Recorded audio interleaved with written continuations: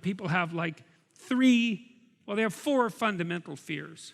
One is fear of their own inadequacy and malevolence. That's a big fear, man. That can really do you in if you confront it accidentally and fully. Happens to soldiers sometimes in battle when they find themselves doing things they can't believe they do.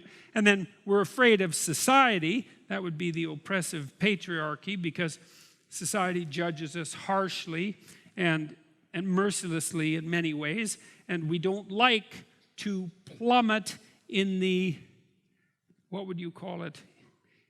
We don't like to see our reputation savaged in front of the groups that we identify with. It's extraordinarily hard on us emotionally for that to happen, which I wrote about, for example, in Rule 1, which is a chapter, at least in part, that details out the fact that the neurochemical systems that track your comparative status in competence hierarchies also regulate the balance between your positive and negative emotion, such that if you suffer a social defeat, your proclivity to experience negative emotion radically increases, and your proclivity to experience positive emotion radically decreases. And people seriously do not like that.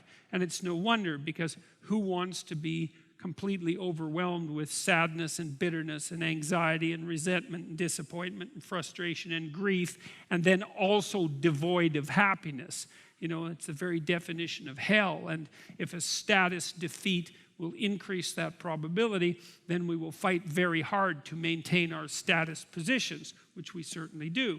That's another fear. And then, of course, we have the fear of nature, and we should, because, of course, nature, despite being the environment and this thing that we should be striving to protect and maintain, is also trying with all of its might constantly to make us ill and old and kill us, and is generally very successful at all 3.